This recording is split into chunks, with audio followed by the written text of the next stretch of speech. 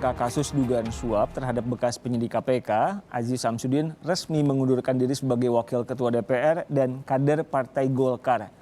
Ini disampaikan oleh Ketua DPP Partai Golkar bidang hukum, Adis Kadir. Adis menyebut jika Aziz Samsudin sudah mengirimkan surat pengunduran dirinya sebagai Wakil Ketua DPR. Saat ini Partai Golkar masih menyiapkan sosok pengganti Aziz Samsudin sebagai Wakil Ketua DPR. Golkar menyebut jika saat ini Aziz Samsudin juga dinonaktifkan sebagai kader Partai Golkar, namun tetap akan memberikan bantuan hukum.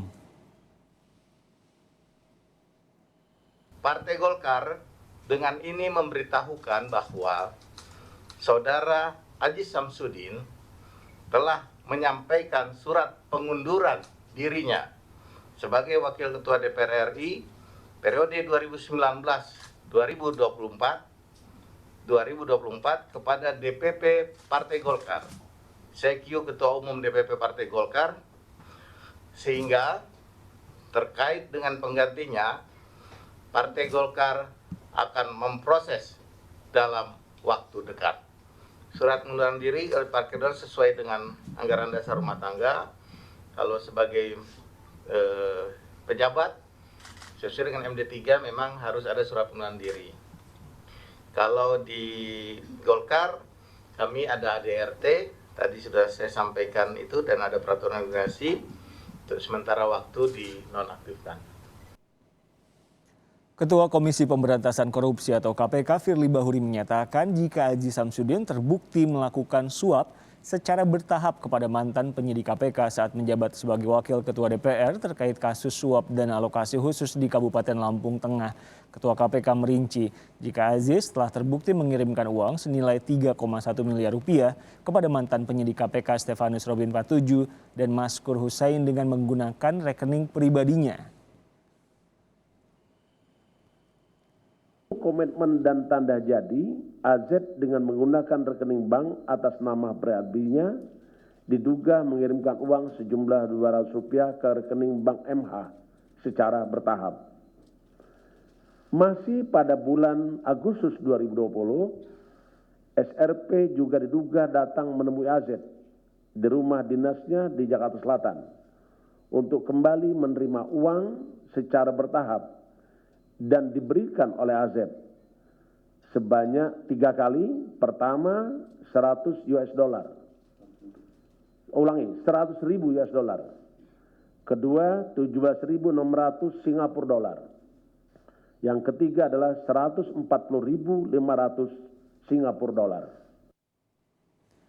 Pengamat hukum pidana yang juga mantan hakim Asep Iwan menyebut modus yang dilakukan oleh Aziz Samsudin merupakan modus tradisional dan termasuk kasus konvensional namun menjadi sensasional.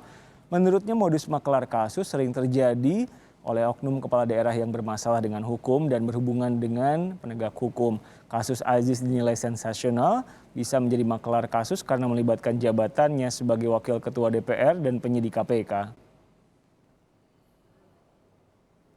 Markus, ya, makelar kasus, ya, yang menimpa oknum-oknum kepala daerah bermasalah secara hukum, kemudian ada oknum penegak hukum, dan itulah makelar yang menghubungkan, sehingga AS ini menghubungkan kan ada relasi dengan kepala daerah, ada relasi dengan penegak hukum, ya, oknum-oknum itu bermain, jadi bermain di situ, ya, pasalnya berapa pasal.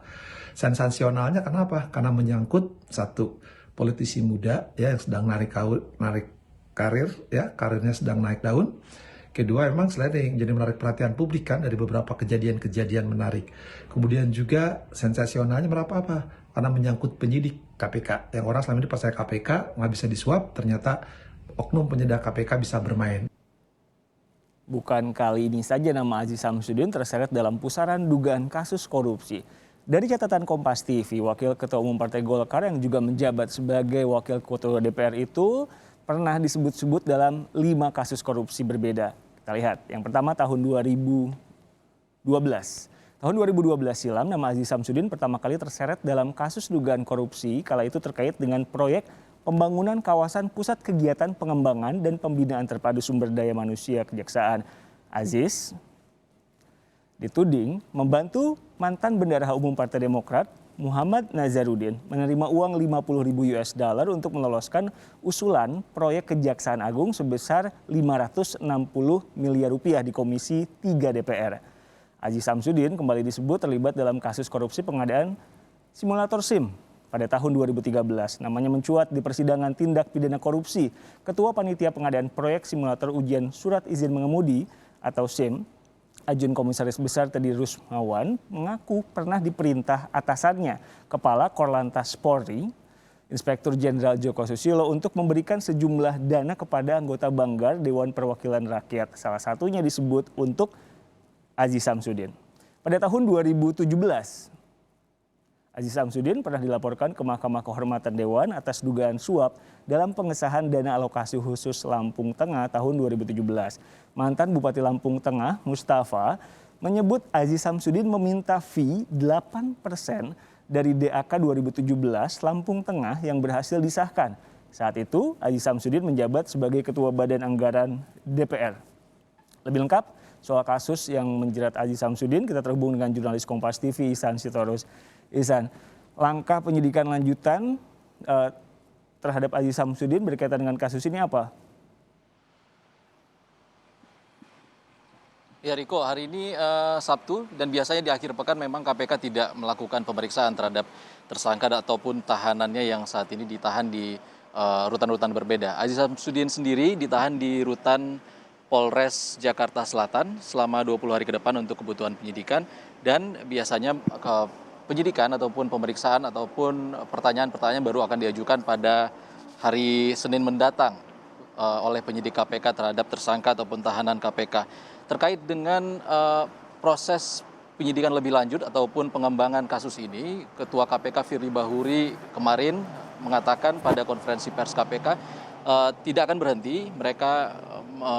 KPK di sini tidak akan berhenti mengembangkan kasus ini apabila ada bukti-bukti yang bisa mengarahkan seseorang menjadi tersangka. Salah satu nama yang jadi pertanyaan awak media kemarin terkait dengan penetapan tersangka, kenapa hanya Aziz Samsudin? Ada satu nama lagi yang disebutkan juga dalam konferensi pers KPK semalam, yakni Aliza Gunado. Aliza Gunado adalah mantan Ketua PP AMPG, Angkatan Muda Partai Golkar, yang juga mantan Direktur PT Lampung Jasa Utama. Ia disebut juga menyiapkan uang yang diminta oleh pengacara Muskar Hussein yang juga saat ini sudah berstatus sebagai terdakwa. Permintaan dari Stefanus Robin 47 senilai 4 miliar, 2 miliar disiapkan oleh Aziz Samsudin, sementara 2 miliar lainnya disiapkan oleh Aliza Gunado.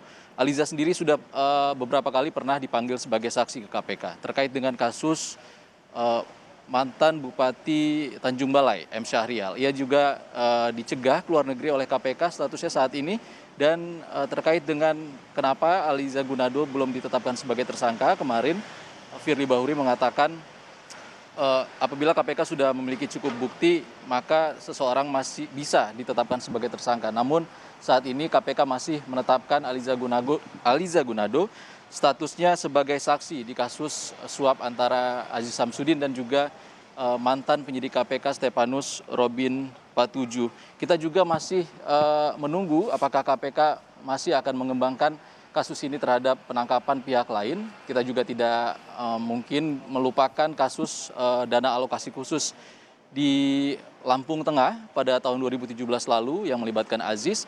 Dan juga dalam fakta persidangan disebutkan Aziz menerima ataupun meminta fee sebanyak 8% dari anggaran yang diloloskannya di Badan Anggaran DPR pada saat itu.